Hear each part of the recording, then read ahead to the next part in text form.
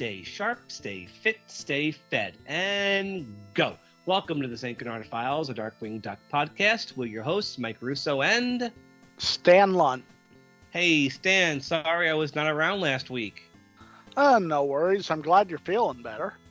Yeah, I totally blew my voice out a couple of weeks ago. Not good. I don't even know what I was sick with, and then one day I had no voice.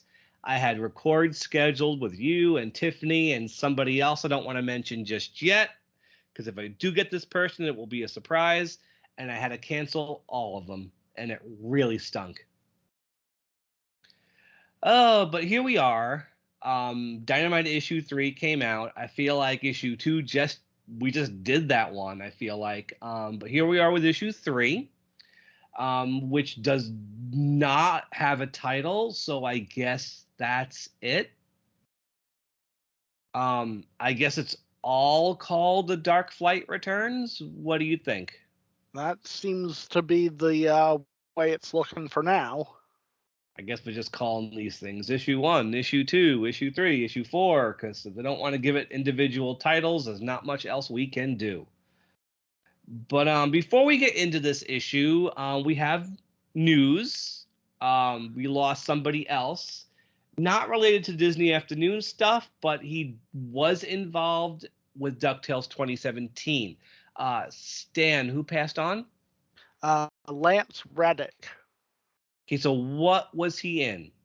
So most of the world knows him best as the hotel manager from the John Wick series. But Right. Fans of DuckTales 2017 will know him best as the voice of General Lunaris. He was really good on DuckTales. Yeah. I actually think he was probably one of the stronger villains of that show. For sure.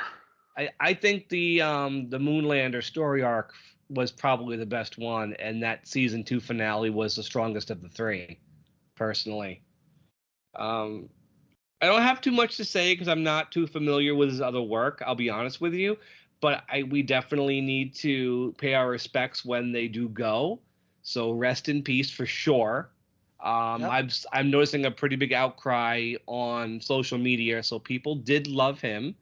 Yeah. Obviously, he meant a lot to people, so rest in peace. Also, let's briefly touch on the Disney Afternoon Adventures from Fantagraphics that just came out a few weeks ago. Did you get your copy? I did. Yep, same with me. I accidentally ordered 2. I placed an order a week before it came out, got 2 in the mail, checked my account, realized I had ordered it the month before. I got them I got both at the same time. I guess I could have resold it to someone who needed it, but I just wanted to get rid of it. So to the UPS store it went. I returned it. But what do you think so far? I mean, I know you haven't read the whole thing, but what do you think so far?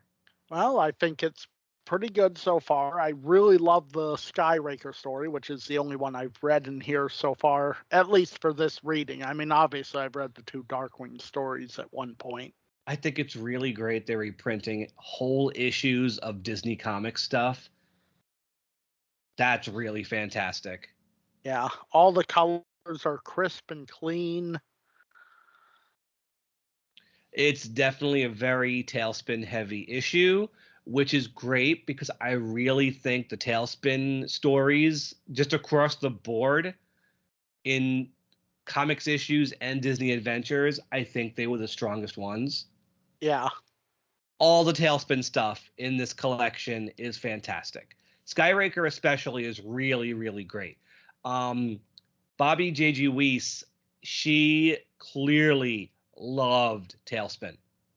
She did work on a few Darkwing stories as well. Yeah, but she wrote almost all the American Tailspin stuff. I think she even translated the stuff that wasn't written here. I'm not sure though. But either way, she clearly loved those characters because when you read those Tailspin stories, it feels exactly like the show, especially Skyraker, which could have been a 2-part episode. Yeah. There was a few other Tailspin stories that she wrote in the collection, which are also good. The Darkwing stories were Salad Days and Vogue's Gallery. Yep. Salad Days is still fine. It plays out like a very early Darkwing Duck episode, so that's fine. Yep. I believe you and I reviewed that one, didn't we? Yes, we did. In Vogue's Gallery, this was the first time I had read it. You like it a lot. I wasn't as enamored by it. I think the idea was better than the execution. Yeah. But it was fun. It was a cute idea. I like that this collection has 2 Brazilian gummy bear stories. I think Gummy Bears is an important show. I think it needs a bit more recognition. So to have 2 stories in the collection was really nice. The Ducktales story that was in there was okay. I think you should definitely read the Rescue Ranger one, though. One of the better ones. Yep. So any other impressions about the collection? Well, I'm hoping the fact that they're translating some of the stories we haven't gotten before means that they might translate the French Darkwing comics we've never gotten before at some point. It'd be nice to get some outside the box Darkwing stuff. It really would be. Yeah. Other than that, the DuckTales story you mentioned is notable because it essentially is the prototype of what would become Lena, I think. Yeah. Oh, absolutely. Yeah. With Magic as a niece. It's a weird story because I feel like lots of DuckTales stories were done by people who didn't really care for the show. Yeah. Because this one, we have a money bin like right in the middle of town that isn't drawn like the money bin at all. And a lot of the non-Magica stuff involved Darkwing and Launchpad racing to the rescue, and not Darkwing, Scrooge and Launchpad racing to the rescue in Scrooge's old Jeep, which he doesn't own an old Jeep. He gets everywhere he needs to go with his limo. Yeah. It's an okay story, but my big recommendations are all the Tailspin stuff and the Rescue Ranger story. I think the Rescue Ranger story was pretty good. What I like most about the collection that puts it over Volume 1 is a lot of space in Volume 1 was eaten up by stuff you could have just watched on Disney+. Yeah. The Goofy movie and the Justice Ducks. And Darkly Dawn's the Duck. That wasn't printed no, that there. wasn't in there.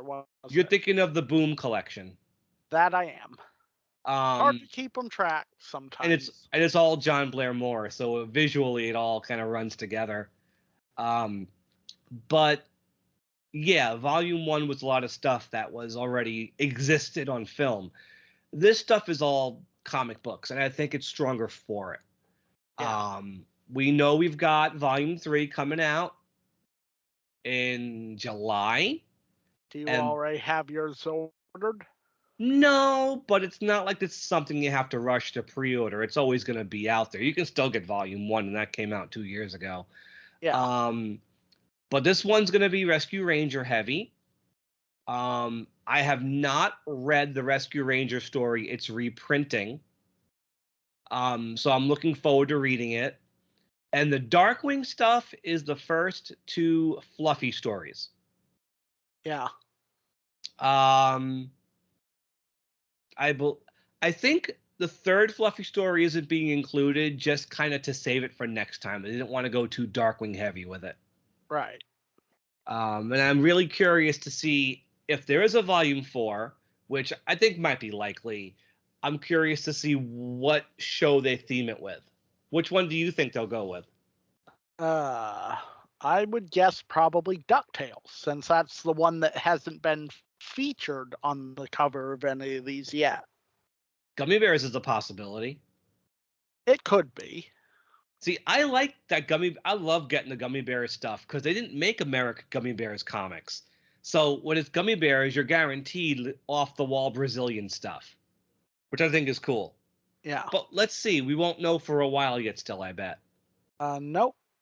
And it was funny how this one had a 4-page Timon and Pumbaa story. I like when they kind of outside the box with that. I want more bonkers, but of course I would. Yeah. I'm glad they're still doing this though. These are cool collections. I'm glad they're happening. And so that's it for now with that. Should we get into issue 3? I do believe we should. The titleless issue 3. You don't have any physical copies yet, do you? No, I don't. What the heck happened, man? My local comic store, for some reason, did not get issue 3 in. But you ordered it. I know. I have ordered the Morgana action figure cover from another website, so I've got that coming at least, and my comic shop is going to try and get in an issue 3 for me as well. But luckily, I found a website online that had issue 3. Okay, well, at least you'll get it. There are other ways to read it, though, so I'm glad you were able to read it for this record. Yep. And I got covers A and B. I can't say I'm enamored by either of them. A is the one of him upside down in on a ring that you would use in a circus with roses being thrown at him. Yeah. Don't love it. Cover B is more stylized with him on the rope ladder coming off the Thunderquack. Right. Very style. It's better. It's better is what I'll say. Don't love it either, but it's better. I feel like their best covers are being saved for the rarer variants. And I just feel like I kind of hinted at it last time. I feel like this is very shrewd to get people to buy lots of covers to inflate the sales. Yeah. It's so shrewd. Like the Launchpad Moloculo cover is cool. The Goslin Morgana Drake cover on the frame with the Bushroots vines is cool. The Morgana action figure one is cool. But if you just order issue 3, you're not going to get them.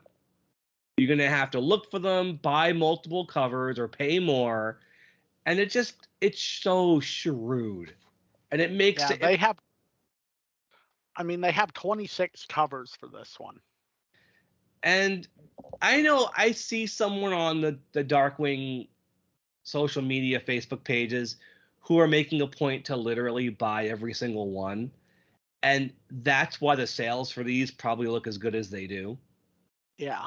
I mean, look how many of issue 2 Will accidentally bought. Yeah. Like somebody at Dynamite was like, whoa, this guy loves this comic. He bought 4 of this issue. Of this one cover. Yeah.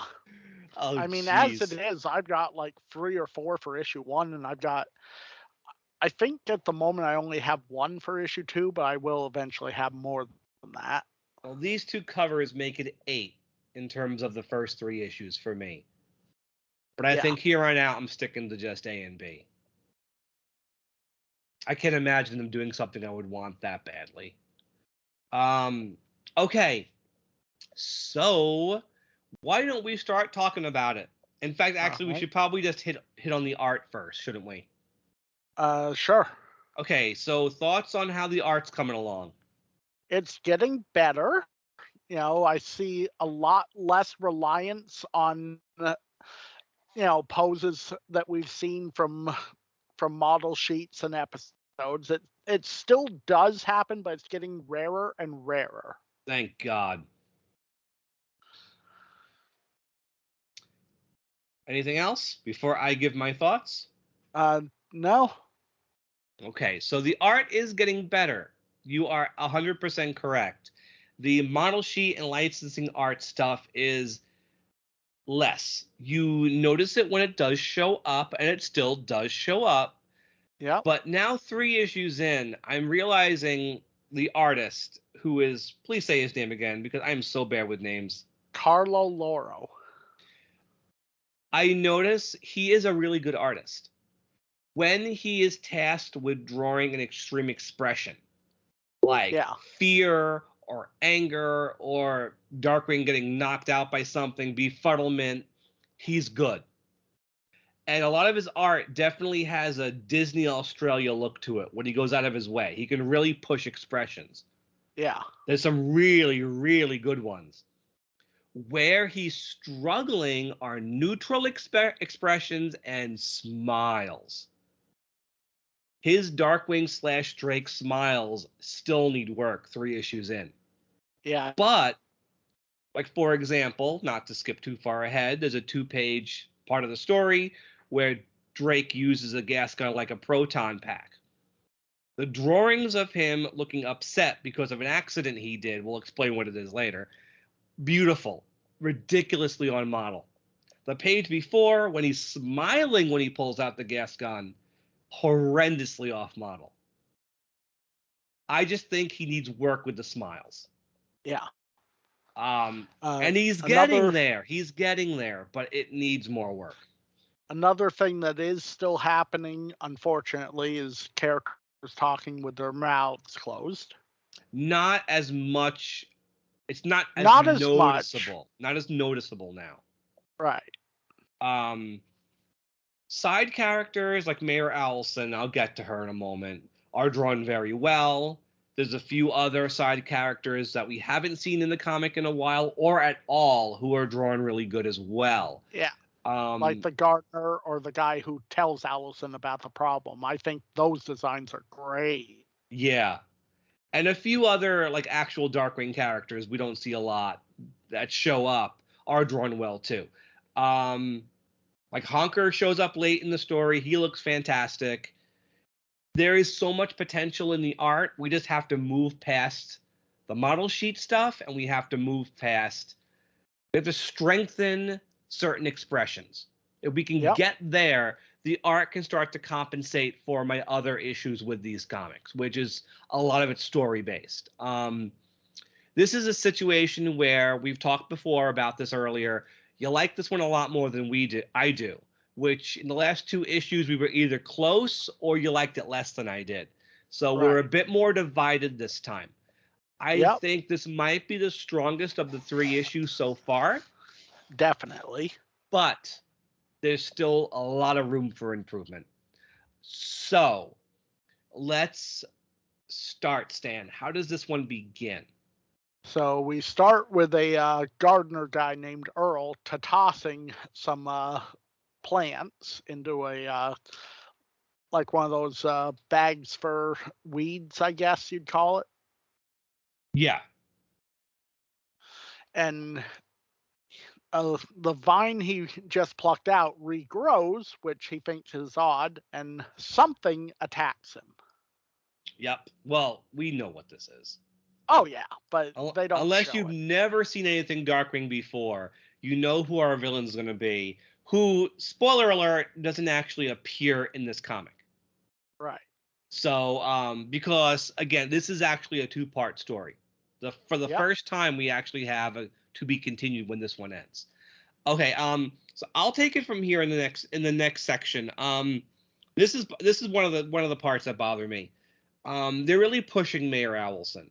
Like they really want her to be an ongoing character. I don't understand why she's here still. She belongs in Ducktales 2017. And I feel like the pushing her as a character has totally replaced Shush.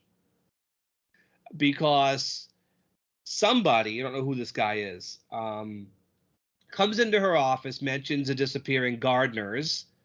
And the guy's name is Howard. His name is Howard, but his job isn't actually mentioned, is it? No. And so Earl disappeared and left his overalls behind. And Allison calls Darkwing with, I guess it's the duck signal? The Darkwing signal. Yeah, I mean, it's a Batman riff. Yeah. Which bothers me because, again, where's Shush? Like, this should be Shush. And Darkwing's never used a duck signal. A Darkwing duck signal or whatever they don't call it anything. They just it's Darkwing's face. And like the silhouette of his face. Yeah, I'm not feeling it because Darkwing really isn't a Batman spoof, first of all. And I don't know. It takes Mayor Owlson starting to take me out of this comic. I'd rather her not be in it because I have too many questions about why she's here. Oh, Mayor Allison has a question as well. Where is Darkwing Duck? Where is Darkwing? He is out in the woods, and we do get an entrance. I am the terror that flaps in the night. Sorry to step on your line, Stan. I will let you do it. Go ahead. Go ahead. No, you can. You do it. I am the rain that dampens the firewood, snuffing out the dying embers of evil. That one's kind of wordy. Yeah. Not the best, but it's okay. It's hard to come up with these things. Yeah. So where are they? They are in the wilderness of Transylvania. I was about to be like, why? And at least they explain it. Yeah. Morgana's there visiting family, and they came to see her. How they got there when they don't have the Thunderquack is anyone's guess. I'm assuming they drove the family car there, since they do have a family car. To Transylvania? I guess. Did they take maybe they took like the wormhole in Macawber Manor? Because possibly. How else would they get there? Anyway, speaking of the Thunderquack. Well, before we mention that, we should talk about the elephant in the room, or should I say the wrong colored eyes in the room. Yeah, can you elaborate, please? So our good friend Jordan Ferber actually pointed this out. We missed this in issue 2 because Gosalyn's eyes in the show and in all the other comics are green. And in issue 1, they are green like they're supposed to be. But issue 2 and this issue, they are now blue. Oh, someone should get fired for that blunder. Yeah. And there's a robot with them helping them pitch a tent. And yeah, they don't explain where the robot is from, only that Drake Mallard, because remember, he's not Darkwing anymore, is now an inventor. Yeah. Which is not something I thought he ever was. I thought all of his tech came from Shush. Yeah. But apparently now he's an inventor. Okay, so speaking of the Thunderquack, it does show up. Yeah. And we see a character that we have never seen in any comic before. Yeah. Who is it? Moloculo Macawber is riding on the beak of the Thunderquack. In Hot Spells, he enters the episode on a broomstick. Why would he need to get around the Thunderquack? I don't know. I don't know. So apparently Launchpad is now Moloculo's assistant, sidekick. What? Right? Yeah. Launchpad's first line is, "Hey, is that UDW? Or I mean DM? It's going to take a while to get used to the whole Drake Mallard thing. Can you just call him Drake? I mean, he called him DW even when he wasn't DW on the show. Why would he have to change that? Yeah. But it's also, not and isn't that the smiling Launchpad clip art? I don't know, but it's another example of how he needs to work on smiles. Yeah. Anyway, so Drake and Moloculo still don't like each other very much. They go at it very briefly. Yep. There's a bit with Moloculo jumping off the Thunderquack, like about to attack Drake. Doesn't seem very in character with him. When on the show, he would just snap his fingers and turn Darkwing into something. Very casually.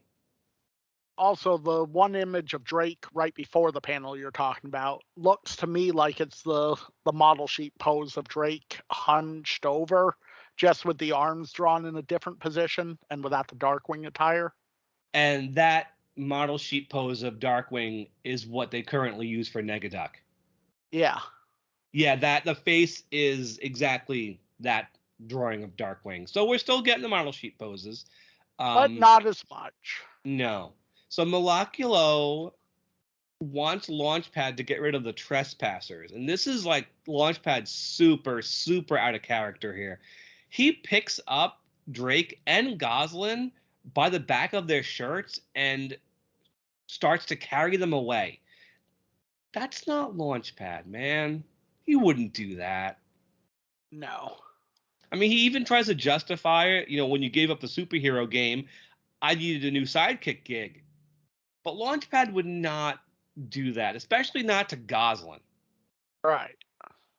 Also, did you notice that the shot of the Thunderquack landing, when the cockpit opens, it's just one half of the eye section instead of the whole canopy opening up like it's supposed to. It's just like one eye. The Thunderquack opens up. Yeah, I noticed that. I think Carlos needs to watch more episodes of the show, man. Because there are things that keep happening in this comic that don't happen on the show. Now, was Moloculo ever said to be actually evil or no? Moloculo is not evil. I didn't think he was. No, he's not evil. Though Drake sure claims he is. No.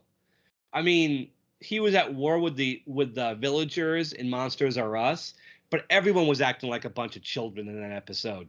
And in the end, they get along. They put the differences aside. Moloculo opens the castle up to the villagers, and in hot spells, he's not evil at all. Beelzebub is evil. Right. So Moloculo is not evil, so he's been mischaracterized here. He's drawn really well, though. Oh, yeah. Superbly well. But then he disappears from the story. Drake and Goslin leave on their own. But they don't fully leave the area. No. They build a fire. Drake says they want to keep the werewolves at bay because they still want to see Morgana. Yeah. But then who shows up? A ghost. Yeah. I think they could have given another pass to this design because I can't quite explain what he's supposed to look like. But yeah, it is a ghost. Goslin offers it s'mores. And then we say this line is totally in character. It's not like a little sugar's gonna kill him. He's already dead. Yeah. So Drake goes all Ghostbuster. I alluded to this before.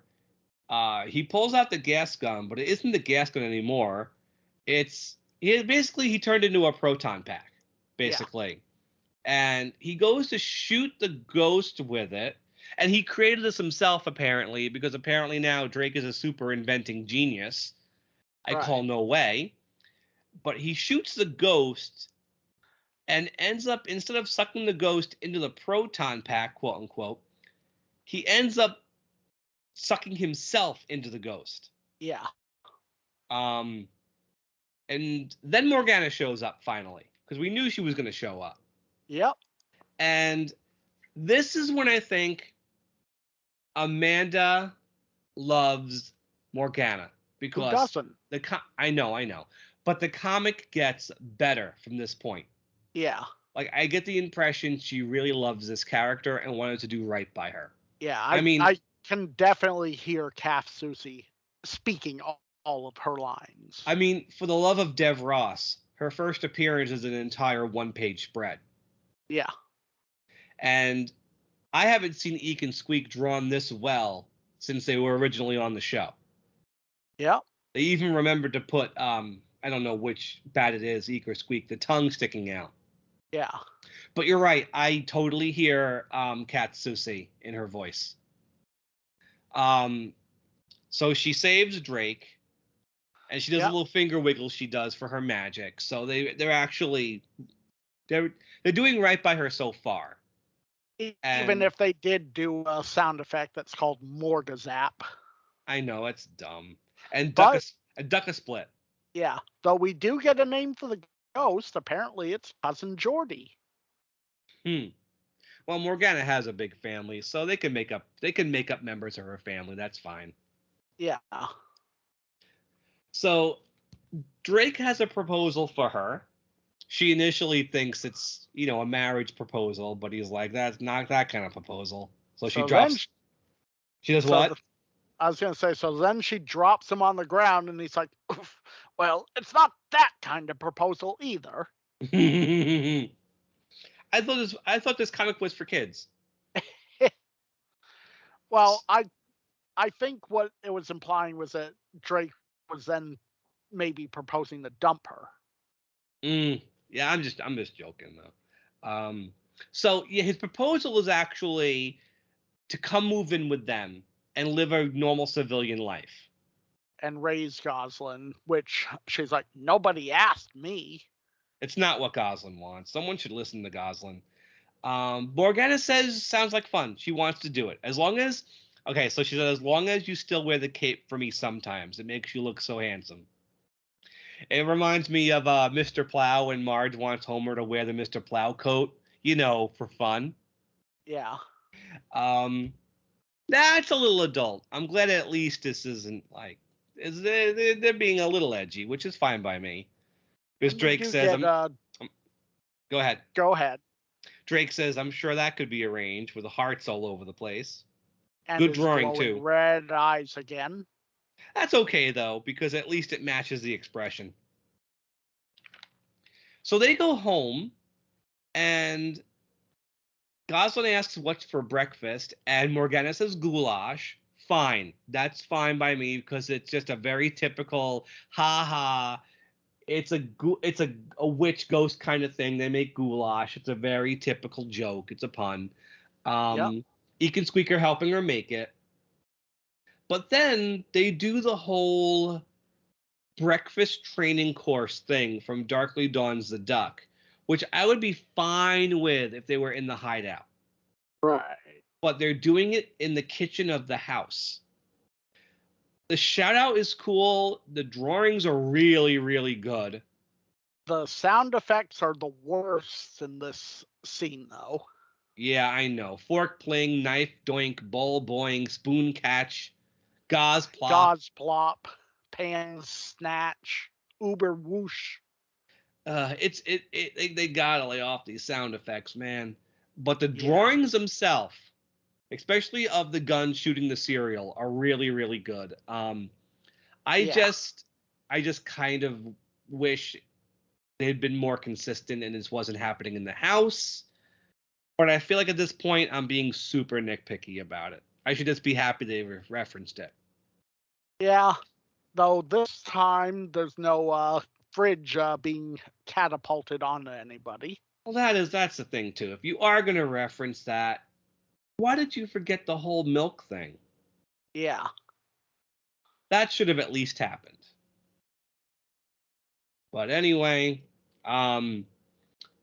Morgana mentions a bake sale, and she's like, who better than a world-class businesswoman? I kind of like that they're referencing that she used to be a businesswoman. It makes sense for her to do something like that. Actually, that's incredibly smart. Yeah. Like if Morgana is going to be a quote-unquote housewife, doing things like organizing bake sales is a really good use of her business background. That is smart. That is very smart. We have a very brief cameo by Archie. Goslin's like maybe someone who doesn't cook spiders. Archie pops out. He's like, bleh. And she's like, I would never. Archie's like family to me. I wish they would show him more, but I'll take a little bit of him than none of him at all.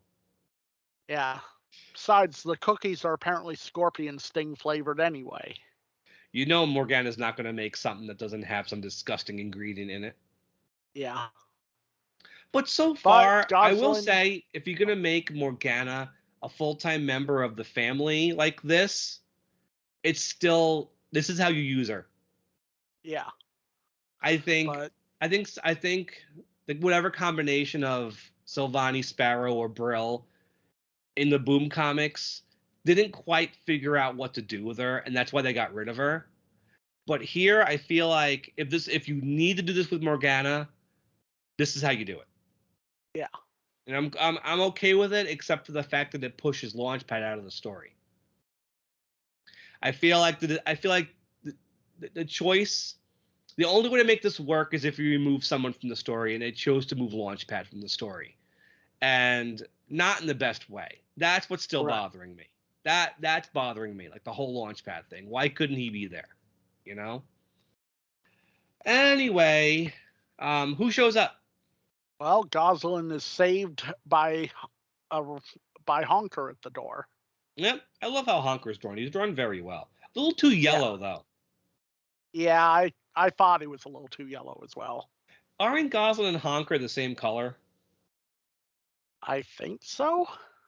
What I've always loved about Goslin and Honker is the adults are all like white feathered, but Goslin and Honker have like slightly off-white feathers, kind of like a baby duck would. Yeah. I always like that about them, but Honker's way too yellow here. Yeah, I'm worried about his liver, man. We're gonna call back the Justice Ducks. What does Morgana do? Well, Goslin almost forgets her lunch, which it's funny. The image on the lunchbox, I just realized we see again in a couple more pages. And also Goslin here is drawn from one of the model sheets, I think. Yes, 100%. Yeah, but apparently Morgana forgot to pack a dessert and accidentally turns Honker into pudding. But she doesn't turn him back. No, she doesn't. Goslin just goes to school, dragging pudding Honker along with her. Yep, he'll never pass that math test now. Poor Honker. That seems a little cruel. So anyway, Drake and Morgana are alone in the house, and Drake shows her the Darkwing memento room. I gotta say, Silvani would have had so much fun with this drawing. Oh yeah. Because there's nothing that references anything in this drawing. Like there's some paintings, a Thunderquack toy, a cement statue of Darkwing, a Darkwing head balloon, but there is one reference. Well, two references I can see. What do you see? Because behind Morgana, there's a couple figures. One looks a lot like a Funko Pop, and the other one seems to be a reference to when Darkwing bulked up. Could be. That might be what he'll look like if they put him in the Mirrorverse video game. Possibly. Have you seen the Baloo action figure from the Mirrorverse? Yeah. Yeah, oh my god. That's crazy. It's this cool drawing, but I feel like they could have pushed it. Yeah. And then so Drake says, "I was the terror that flapped in the night." And he mentions a few of his, accomplishments. I put the Just in Justice Ducks, and also the Is, and also the Duck. And there's a framed picture of the entire Justice Ducks fighting the Fearsome Five, which is cool to see them all. It's our first appearance of Bushroot, Liquidator, and Negaduck in this, as well as Stegma and Neptunia. And Gizmoduck. Yeah. He goes, "I was the hero who was brave enough to fight against a well-balanced diet." I really did fight a lot of vegetation, huh? And they show him punching a broccoli stalk and fighting Bushroot. Now, this Bushroot image, that's the same image that's on that lunchbox. Yes. Like, hands down, it's exactly the same. And then Morgana points to another picture and goes, "And what about that one over there? What is the last picture they're showing us?" Dark Warrior Duck. You have no idea how hard it is to have a portrait made from an alternate timeline. Okay, I know it's a joke, but I don't want to see Dark Warrior Duck referenced in that way. That's just me. Yeah. That's just me. Since Drake never saw him in this continuity. The only ones that would have seen him were Goslin, Megavolt, and Quackerjack. And something tells me Goslin wouldn't have told her father about this. Probably not. Like, I wouldn't tell my own parent, like, "Oh, this is what might happen if you think I died." Like, I feel like that opens a really strange can of worms that she wouldn't want to touch, Yeah. So all of a sudden, Drake gets really depressed. Like, now they're trying to sell it. He's not really happy. Yeah. Which his emotions just turned on a dime just now. The drawings of him are great. This is exactly what I mean. They draw depressed Drake really well. Because apparently now his job is helping the elementary school community garden. So he puts on a suit jacket, kisses her goodbye, and says a very out of character line. He says, "See, we could be as normal as the Muddlefoot family. The Muddlefoots are not normal, and he would not say that." Right. So he leaves the house, and then it says very soon after, Morgana gets a phone call. It's a skull phone. Apparently, she's making herself at home. Yeah. Okay, so I'm thinking this has to see like the issue 1 pushes cell phones and social media, but right now Morgana is using a landline, and right next to the phone is a phone book. Yep. Make up your mind about the decade this show is setting, guys, please. Yeah. Morgana goes, "Hello, already?" But he just left. And you can't get suspended as an adult volunteer, can you?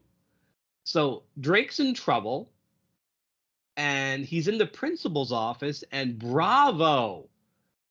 Gosling's principal was in one episode for 2 minutes, and they remembered her. Yeah. It's Principal Farnsworth from Toys R Us. So she's there, and she said, "We like an essay on why untested inventions are not for school projects." And I love Drake's line here. "I can't believe I have homework. I'm 35-ish. Because I'm trying to think. Class reunion was his 20th high school reunion. If he graduated high school when he was 18, let's say, he would be in his upper 30s, pushing 40 now. Yeah. Okay, 35-ish. I can see him not aging gracefully and deciding, you know what, I'm 35. That's it. Not getting older. Yeah. It seems like a very Darkwing kind of thing.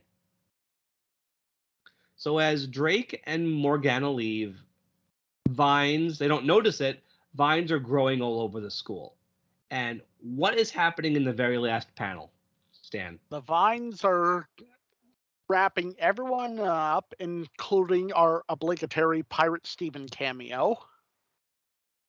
Guys from Duck Talk, if you're listening, how did you manage this?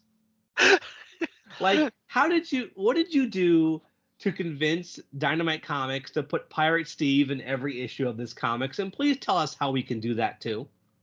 Yeah, I wouldn't mind seeing myself as a Duck character in one of these issues. I mean, I know I'm being like brutally honest in my opinion, so I'd imagine they wouldn't want to. But, you know, bravo on the Duck Talks guys, especially Pirate Steve. Good for you. Yeah. So let's wrap this up. Who's our villain? Bushroot. Yeah, who we don't see. We will obviously see him next issue because it says to be continued. I guess that means the theory that each issue features a member of the Fearsome Five is not correct. Yep. We also know that the press release before these issues came out that mentions Dr. No Good from Double O Duck was not wrong. Because I saw a cover for either issue 5 or 6, and he's on it. Yep. So I don't think they're doing the entire Fearsome Five here. I just don't see it. Yeah, I'm assuming Liquidator and Negaduck aren't going to appear in these ones. Or one of them will and one of them won't. I want to know what they're thinking with Dr. No Good, personally, because okay, why not? But let's see how that one plays out. Yeah. Let's see if it references Double O Duck or it's something entirely out of left field. We'll have to wait and see. But if this comic is only going to be 6 issues, we haven't heard anything about an extension yet. The next 2 issues, next 3 issues, well, we know Bushroot's in issue 4, so 5 and 6 will probably get pretty crazy. Yeah. So anyway, that's it with issue 3. I wish this thing had a title, but I will say I like this more than the first 2 issues. It starts off still very shaky. The Mayor Allison stuff bothers me. I hate what they're doing with Launchpad. And Moloculo is very mischaracterized. But the second Morgana shows up, the story gets on track. Because they clearly love Morgana. It feels like Morgana. She talks like Morgana. The jokes are very Morgana. It gets better as the story goes on. So far, I mean, I wish we could have had a little bit of Bushroot before this ended, but we need the 5 pages for other stuff in this comic. Plugging gargoyles, plugging their 26 other covers. This other Scar comic they're doing. They're doing like a comic book based on Scar from The Lion King. So that gets plugged. Then, of course, the Gargoyles thing. And they actually reprinted issue 1 of the Disney Comics Darkwing Duck comic, the adaptation of Darkly Dawns the Duck. That's advertised too. That's out now if anybody wants to grab that from their local comic book store. I'm skipping it, but you're getting it. But in terms of grade out of 5 gas gun canisters, you know what? I want to be like super generous and go full 3, which is the highest I've done so far. And that's above average. A 3 is an above average score. For the first time, I'm actually looking forward to what might come next time. So that's good, right? Yeah. How about you? So I like this one, I think, a bit more than you did. The sound effect things are still bugging me. I know. Though it was just that one scene that went a little overboard with them. Like without that, they wouldn't have bugged me quite as much this time. I mean, there's still the fact that they're not talking. Sometimes like they're talking with their mouths closed. The miscoloration of Gosalyn's eyes. Little oddball things that you're like, that's out of character. Or that doesn't work that way. Also, Gosalyn hasn't said her catchphrase at all in 3 issues. No King Gear, no cool beans. Yeah, I know, but But she's acting like herself, though. She's acting a lot more like herself. I was going to say the art in this one is a big step up. There's less reliance on the model sheet and episode poses. The story itself is pretty good, especially when Morgana shows up. I can hear the characters' voices a lot better in this one. There's a lot more jokes that land in this one. And overall, it keeps the energy up better. Right. And I'll say, as much as I love the Boom comics, Morgana here, with the inclusion of Eek and Squeak and Archie and Moloculo, and a brand new family member they come up with, it feels more in line with how Morgana was treated in season 2 of the show. It definitely feels a lot more like the show than what they did with her in Boom. Yeah. So that's pretty high praise coming from me. So I am much more excited for the next issue than I had been with these past 2. In terms of a score, I'm wavering between a 3.5 and a 4. Okay, good for you. I'm going to say 3.75. Only one thing could kill the next issue if Bushroot is not characterized properly. Yeah. He's the deepest of the five main villains, and if they don't do him right, that's gonna hurt. Yeah. Especially coming off the last 2 issues of Joe Books where they did him perfectly. Yeah. Like they have to make sure he's sympathetic, he's wimpy, he wants companion. If he shows up like a cackling villain, like Megavolt and Quackerjack were, with no depth, I will be seriously let down. Yeah. Because Bushroot is a very deep character. You gotta do right by him. So We'll see how it goes. All right, so that's it with this issue. Next week, I don't know what we're doing. I will be as surprised as you guys are with whatever we end up doing next. So you know what? That's all I'll say as far as that goes. We are the St. Canard Files, a Darkwing Duck podcast. Find us on all podcast apps, as well as YouTube. Stan, you want to plug something tonight? Sure. I'll plug my YouTube channels, DMC Jedi Man and DMC Jedi Man Gaming. Awesome. And in terms of shout outs, I want to give a shout out to Jordan Ferber for not only for helping me with the last episode, but also for catching the mistake with Jocelyn's eyes.